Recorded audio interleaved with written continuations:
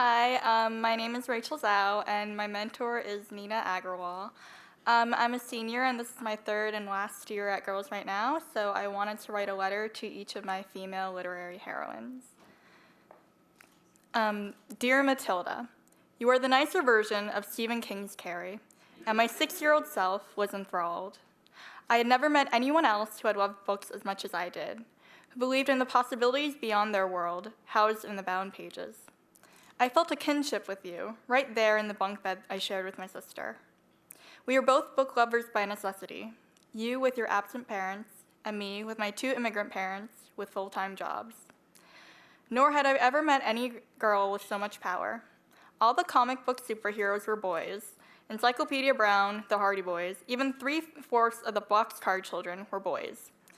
They were the ones who found the stolen money and caught the criminals. They were the celebrated heroes of children's literature, until I met you. At first, I didn't realize how dark your demons were, with emotionally negligent parents and a tyrannical, abusive principal, but you were my first taste of power and rebellion. It wasn't just your telekinesis that drew me in, though. Although I will admit that after reading your book, I spent 2 weeks trying to pick up a jug of water with my eyes.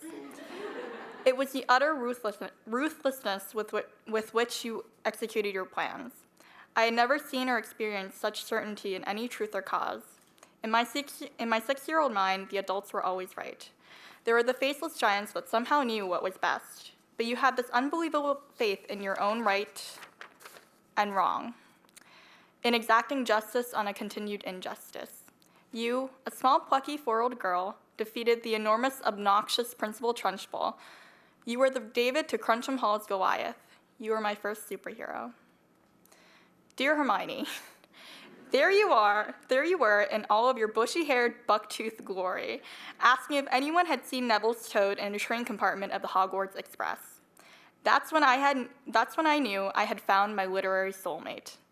I was completely enamored from the first encounter on the train, where you helped a boy you barely knew find his pet, told Ron off for his pathetic attempt at a spell, and swept out the door, leaving the worst impression on Harry and Ron, but the best one on me. I have dressed up as you for the past 5 Halloweens, and I don't intend to stop. You, Hermione, became the standard to which I write my female characters. You aren't just the smart, nerdy girl. You are brave and ambitious. You are not the love interest of the main character. You earned the moniker the brightest witch of your age when you were 15, and you never stopped trying to prove yourself. You faced war and devastation. You saved a world that deemed you as other because your parents weren't magical. You bear the scars of a second-class citizen with pride that you survived. I idolize you without seeing the complexity of your character. The you that existed in my head when I was 11 does not make for a very good person, or a good character to write.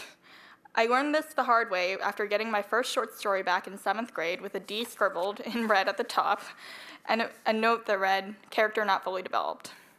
Because you are more than just a foil to Harry. You are also incredibly arrogant.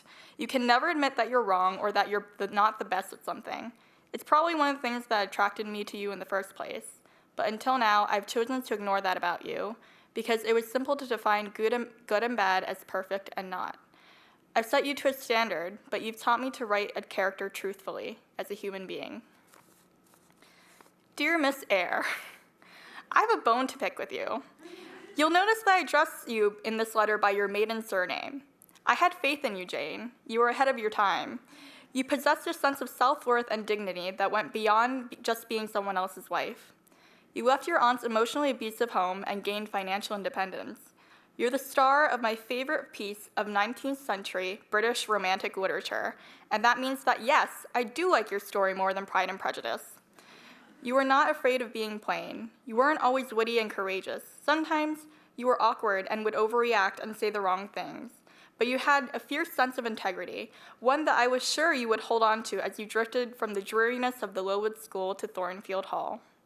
But you became a victim to the social norms of your writer's time, because you married him, Jane. I'm aware that I'm speaking ill of debatably one of the most desirable men in literature. But that still does not change the fact that he locked up his mentally ill wife in the attic and wasn't going to tell you until you two were well and married. You left him, Jane, because you could not bear the shame of being his mistress. But then you went back to him, and I felt the helplessness of being a reader as you returned to the smoldering cinders of Thornfield Hall. You are smart and driven and flawed, and in my eyes, you made the mistake that I, as a reader, will have to live with, because I can't make your choices for you. I read your story in the summer before my junior year, and now I'm about to go off to college. You've always been so sure of the choices that you've made, and I'm not sure I will be able to say the same. I'm not sure that I will be able to be as self-assured as you are. I'm not sure what I would do if someone thought of my choices the way I think of yours. But you were happy in the end. You ended your story with 3 paragraphs of exposition about how everyone lived happily ever after. I suppose I can only hope for something close, and thank you for all that you've taught me. With great admiration, Rachel Zhao.